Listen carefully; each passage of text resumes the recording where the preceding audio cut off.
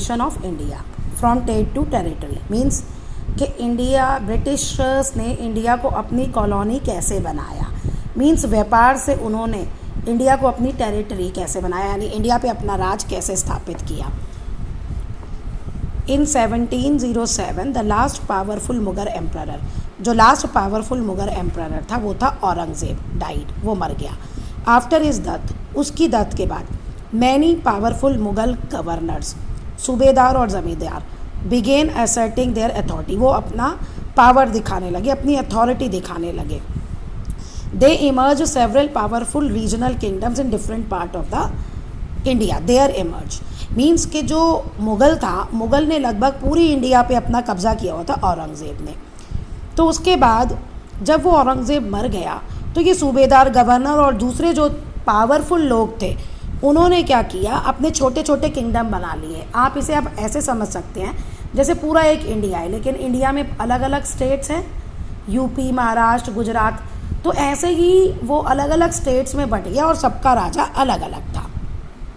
The power of Delhi declined significantly, यानी जो दिल्ली से राज होता था, आज के ज़माने में भी अगर हमारा पॉलिटिकल सिस्टम है तो हम ये कहते हैं कि इंडिया में जो राज चलता है वो दिल्ली से चलता है। क्यों? क्योंकि जो भी हमारे गवर्नमेंट के पीएमसी हैं और जो भी ऑफिसर्स हैं या नेता हैं मेन कंट्री को चलाने वाले, वो सब दिल्ली में रहते हैं। And it no longer functioned as an effective centre, अब दिल्ली की कोई अहमियत नहीं रह गई थी।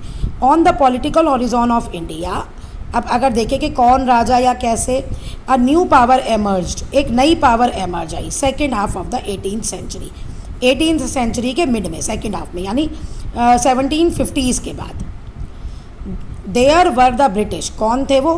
British, who originally came a small trading company, यानी जिनकी एक छोटी सी कंपनी, जैसे आज आप कहते हो हमारी टाटा इंडिया की कंपनी है, टाटा पावर्स की है ना, तो वो जैसे किसी कंट्री में जाके व्यापार करती है, ये लोग भी वैसे ही आए। And gradually acquired a political power, और धीरे धीरे इन्होंने इंडिया, पूरे इंडिया पे कब्जा कर लिया। पॉलिटिकल पावर मतलब इंडिया को ये लोग चलाने लग गए। तो यानी पूरा लेसन है कैसे अंग्रेज़ों ने इंडिया पे अपना कब्जा किया, तभी लेसन का नाम है फ्रॉम टेड to territory. Advent of European companies कैसे आई? By the end of 16th century, 16th century ख़त्म होते होते, जैसे आपने ऊपर पढ़ा 1707, वो 16th सेंचुरी थी ना, European overseas trade with east begin to yield enormous profit. अब यूरोपियन जो थे उन्होंने अपनी कंट्री से बाहर ईस्ट में व्यापार करना शुरू किया और उन लोगों को इसमें बहुत फ़ायदा हुआ। ग्रुप ऑफ मर्चेंट्स, व्यापारियों के ग्रुप थे, were permitted by rulers of some European countries to start trading companies. तो ग्रुप जो थे मर्चेंट्स के, उनको अपने वहाँ के राजा से, यूरोपियन कंट्री के राजा से परमिशन मिल गई कि भैया आप व्यापार शुरू कर सकते हैं, ट्रेडिंग कंपनी शुरू कर सकते हैं। दे establish the trading centres in various part of the world, world के अलग अलग पार्ट में उन्होंने अपने ट्रेडिंग सेंटर्स बनाए। स्पेशली ऑन द कोस्ट, यानी खासकर समुद्र के पास। क्यों? क्योंकि उस समय कोई एरोप्लेन तो थे नहीं, तो जो एक कंट्री से दूसरी कंट्री सामान जाता था वो थ्रू शिप्स, सी रूट ही जाता था। These centres were called factories, in centres को जो उन्होंने ट्रेडिंग सेंटर्स बनाए थे उनको वो क्या कहते थे? फैक्ट्रीज। क्यों कहते थे? Because the official of the company were known as factors, क्योंकि जो वहाँ काम करते थे ना ऑफिस लोग, उनको क्या कहा जाता था? फैक्टर्स। तो these companies were given monopoly, in companies को मोनोपली दे दी गई। मोनोपली मतलब एक्सक्लूसिव राइट, मतलब सिर्फ उन्हीं का अधिकार।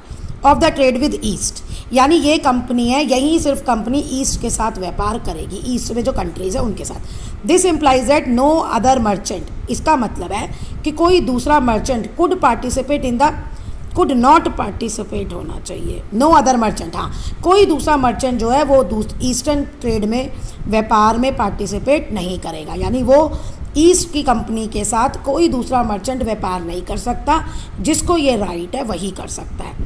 इन रिटर्न, बदले में the ruler received a share of profit, और वहाँ के राजा जिस कंपनी को जो स्टेट में जिस साइड जाने को कहते थे वो वहीं व्यापार करते थे और अपने एक व्यापार का प्रॉफिट जो वो कमाते थे वो राजा को भी वो देते थे।